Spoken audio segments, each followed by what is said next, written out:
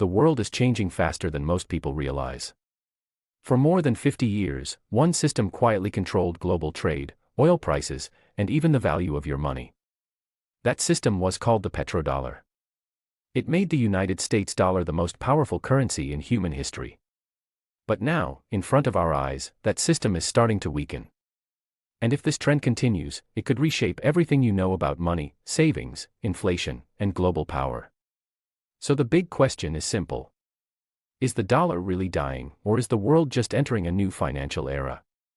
To understand that, we need to go back to the beginning. After World War II, the United States emerged as the strongest economy in the world. In 1944, the Bretton Woods system made the US dollar the global reserve currency. That meant other countries used dollars to trade and store value. But there was still one problem. The dollar was backed by gold at a fixed rate, which limited how much money the US could print. That changed in 1971 when President Richard Nixon ended the gold standard. The dollar was no longer backed by gold. It became a fiat currency, meaning its value was based only on trust in the US economy. This created a challenge for the United States. Without gold backing, why would the world still trust and use the dollar? The answer came just a few years later, in 1974, through a powerful agreement between the United States and Saudi Arabia. At that time, the world was going through an oil crisis. Oil was the most important resource on the planet. Everything depended on it: transport, factories, electricity, and global trade. The United States made a strategic deal. Saudi Arabia agreed to sell oil only in US dollars. In return, the United States would provide military protection and political support. This deal slowly expanded across OPEC countries, meaning most oil-producing nations began pricing oil in dollars. This system became known as the petrodollar system. And it changed everything. From that moment, if any country in the world wanted to buy oil, it first needed US dollars. That created massive global demand for the dollar, not because people wanted it, but because they needed it. This gave the United States a unique advantage no other country had ever enjoyed. It allowed America to print more money without immediate consequences. It allowed the US to run large trade deficits, meaning it could import more than it exported. It also allowed the United States to borrow cheaply from the world because everyone needed dollars anyway.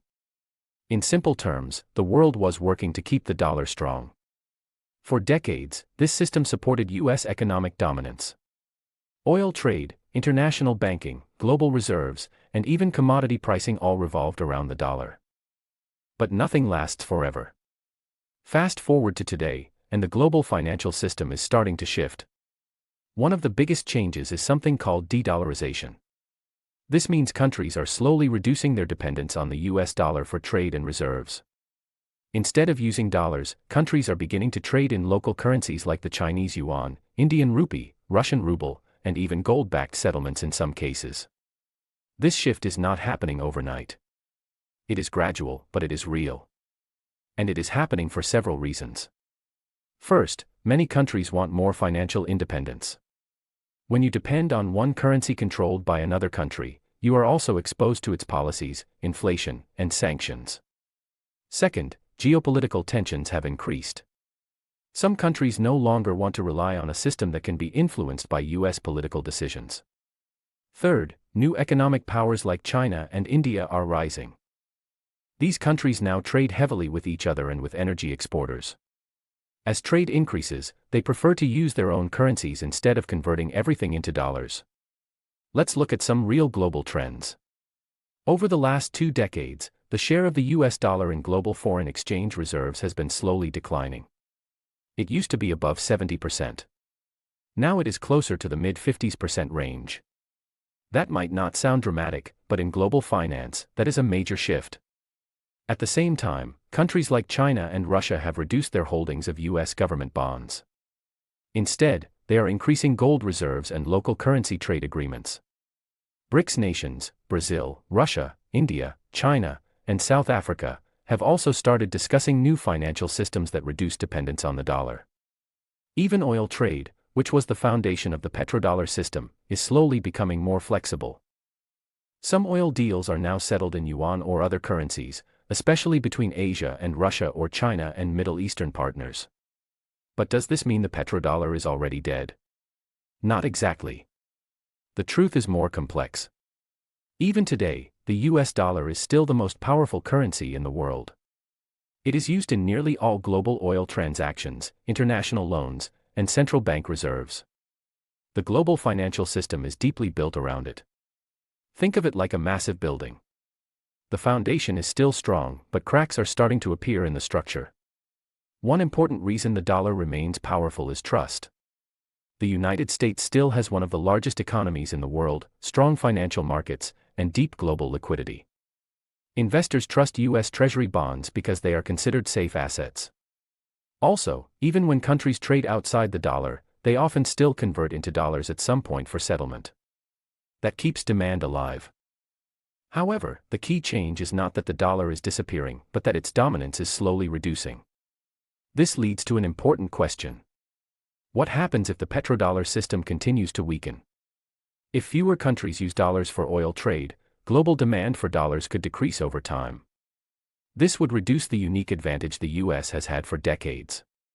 Some experts believe this could lead to higher inflation inside the United States because fewer foreign buyers would hold dollars and US debt. Others believe it could lead to a multipolar currency system, where no single currency dominates the world. Instead, multiple currencies share global trade responsibilities.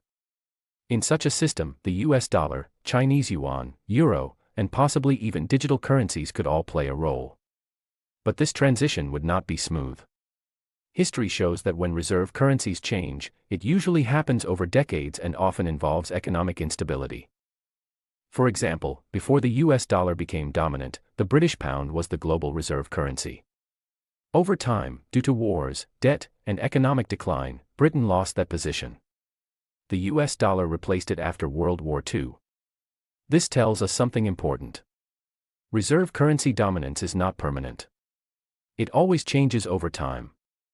Now, let's break down the key takeaways from everything we have discussed. First, the petrodollar system was one of the most important foundations of US global power. It created artificial demand for dollars through oil trade. Second, this system is now slowly weakening due to global trade diversification, rising economic powers, and geopolitical changes. Third, the US dollar is still dominant, but its share of global power is gradually declining.